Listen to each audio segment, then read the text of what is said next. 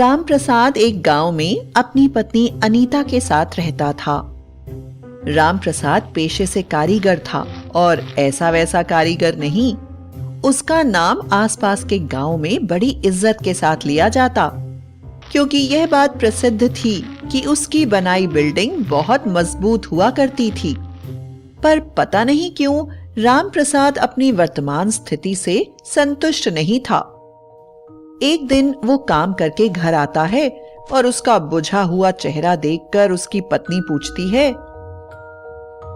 क्या हुआ जी, तुम्हारा चेहरा बुझा बुझा क्यों लग रहा है? क्या बताऊं, इस काम में मन नहीं लगता। ऐसा क्यों जी? 4 पीढ़ी पहले मेरे पूर्वजों ने यह काम शुरू किया था। तब भी हमारे पास गांव में एक झोपड़पट्टी थी। आज भी हमारे पास गांव में एक झोपड़पट्टी है। हम दूसरों के लिए महल बनाते हैं, पर हमारे लिए सिर्फ एक झोपड़पट्टी है। कारीगर की कमाई भी इतनी नहीं कि झोपड़पट्टी को पक्का कर लिया जाए। चिंता मत करो जी, हमारी मेहनत एक दिन रंग लाएगी। हमारी भी बिल्डिंग होगी, हमारा भी बंगला होगा। तुम भी बस मेरे पिताजी के जैसे सपने देखती रहो। वो भी सपने देखते देखते ऊपर चले गए और हम भी सपने देखते देखते ऊपर ही चले जाएंगे। पति पत्नी आपस में बात कर ही रहे होते हैं कि तभी सेठ चिंतामणि का आदमी राम प्रसाद को बुलाने आता है। वो राम प्रसाद को बताता है कि सेठ जी उसे तुरंत बुला रहे हैं, कोई महत्वपूर्ण काम है। राम प्रसाद तुरंत सेठ जी के घर की तरफ निकल जाता है। राम प्रसाद का सेठ चिंतामणि से पुराना रिश्ता है। राम प्रसाद के पूर्वज सेठ चिंतामणि के पूर्वजों के जमाने से उनके घर बनाते आ रहे हैं। सेठ चिंतामणि और उनका परिवार हमेशा राम प्रसाद को यथाउचित आदर देता आ रहा है। कुछ ही देर में राम प्रसाद सेठ चिंतामणि के घर पहुंच जाता है। क्या हुआ मालिक, मुझे कैसे याद किया? भाई राम प्रसाद, तुमने हमारे लिए दर्जनों बंगले बनाए हैं। तुम अपने पूर्वजों के जमाने से हमारे यहाँ काम कर रहे हो और इसी बात को आगे बढ़ाते हुए हम आज तुम्हारे सामने एक निवेदन लेकर आए हैं। निवेदन कैसा मालिक? आप तो बड़े हैं, आदेश दे सकते हैं। बताइए मालिक, मैं आपकी क्या सेवा कर सकता हूं? राम प्रसाद, हम जिस जगह पर खड़े हैं उसी जगह पर मुझे एक नया बंगला बनवाना है, पर शर्त यह है कि यह बंगला इतना मजबूत हो कि अगले 100 साल तक इसका कुछ ना हो। जैसा मालिक की इच्छा। मैं अपनी तरफ से पूरी मेहनत और ईमानदारी से काम करूंगा। हमें इस बात पर कोई शक नहीं है। राम प्रसाद, ये लो पैसे, और इसके अलावा अगर और जरूरत पड़े तो मांग लेना। राम प्रसाद अपने काम में लग जाता है, पर वह जब काम शुरू कर रहा होता है तो उसके दिमाग में एक बात आती है कि आखिर कब तक वह दूसरों का बंगला बनाते रहेगा। और इसी कारण शायद उसके दिमाग में एक बेईमानी भरा ख्याल आता है। वह सोचता है कि जितने पैसे सेठ जी ने दिए हैं उसके आधे में वह ऐसा बंगला बना सकता है जो 2-3 साल चल जाए। सेठ जी को इससे क्या फर्क पड़ेगा, उनके पास तो दर्जनों बंगले हैं। और बाकी बचे हुए पैसों से राम प्रसाद बाजू के गांव में अपना मजबूत बंगला बना लेगा और उसकी पुश्तों का बंगले में रहने का सपना पूरा हो जाएगा। राम प्रसाद इसी जुगाड़ में लग जाता है। राम प्रसाद बंगले में सारा नकली माल लगाता है, पर छपाई के समय छपाई इतने अच्छे से करता है कि अंदर की कमियां दिखाई नहीं देती और लगभग 1-1.5 महीने में ही वह नया बंगला खड़ा कर देता है और सेठ जी को बुलाता है। मालिक, आपका नया घर तैयार हो गया। हाँ, वाह वाह वाह वाह, बहुत अच्छा दिख रहा है।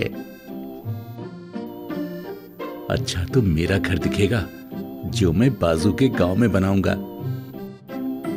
बहुत मजबूत भी दिख रहा है। मजबूत तो मेरा घर बनेगा जो मैं बाजू के गांव में बनाऊंगा। लगता है इस घर को 100 साल तक कुछ नहीं होगा। ये घर तो 2-2.5 साल चलेगा, पर मैं जो घर बनाऊंगा वो 200 साल तक चलेगा। तो राम प्रसाद, गृह प्रवेश कब कर रहे हो? अब मैं समझा नहीं मालिक, कैसा गृह प्रवेश? मैं तो झोपड़पट्टी में रहता हूं। राम प्रसाद, तुम्हारे पुरखे हमारे यहाँ काम करते आ रहे हैं। तुमने भी ईमानदारी से हमारे यहाँ काम किया है। मेरा मन हुआ कि तुम्हें इस मेहनत और ईमानदारी का कुछ इनाम दिया जाए, इसीलिए मैंने ये घर तुम्हारे लिए ही बनवाया है। तुम्हें सरप्राइज दे सकूं, इसीलिए मैंने तुम्हें पहले नहीं बताया कि ये घर तुम्हारे लिए ही बनवा रहा हूं। बहुत अच्छा मालिक, बहुत बहुत धन्यवाद। क्या बात है राम प्रसाद, तुम्हारी शक्ल पर खुशी दिखाई नहीं दे रही? शक्ल पर नहीं दिखाई दे रही मालिक, पर अंदर से बहुत खुश हूं। राम प्रसाद अद्भुत धर्म संकट में फंस जाता है। वह सेठ जी को मना नहीं कर सकता और अब वह बाजू के गांव में दूसरा घर भी नहीं बना सकता, और अब उसे ऐसे घर में रहना पड़ेगा जिसके बारे में उसे पहले से ही पता है कि वह ज्यादा दिन नहीं टिकेगा। सेठ जी के सामने झूठा साबित ना हो, इसलिए राम प्रसाद तुरंत ही अपने परिवार के साथ उस बंगले में रहने आ जाता है।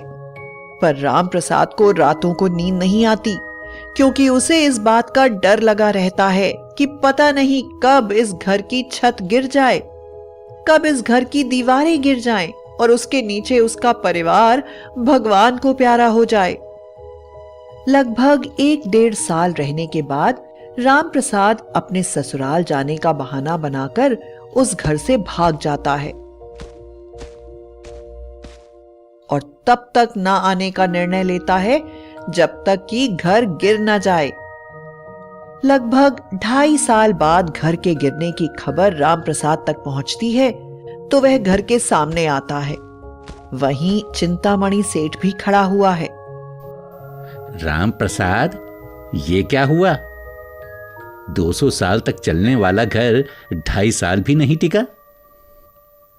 गरीबों की किस्मत ऐसी ही होती है मेरे मालिक। लगता है कि हमारे भाग्य में यह घर था ही नहीं। हम वापस से अपनी झोपड़पट्टी में चले जाएंगे और वहीं अपना जीवन बिताएंगे। यह बात सुनकर सेठ भी राम प्रसाद को कुछ नहीं कहता है। राम प्रसाद अपने परिवार के साथ वापस झोपड़पट्टी में चला जाता है।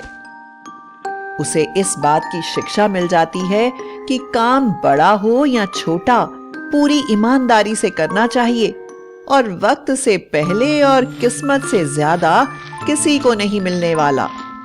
इसलिए किसी भी तरह के लालच में आकर बेईमानी नहीं करनी चाहिए। बचे हुए पैसे राम प्रसाद को खुशी की जगह दुख देने लगते हैं, तो वह उन पैसों से अपने घर के पास ही एक छोटा सा मंदिर बनवा देता है और वापस अपने काम में ईमानदारी से लग जाता है। हो सकता है कि एक दिन फिर से बंगला बने राम प्रसाद का, पर इस बार वह उसकी मेहनत के पैसों से बनेगा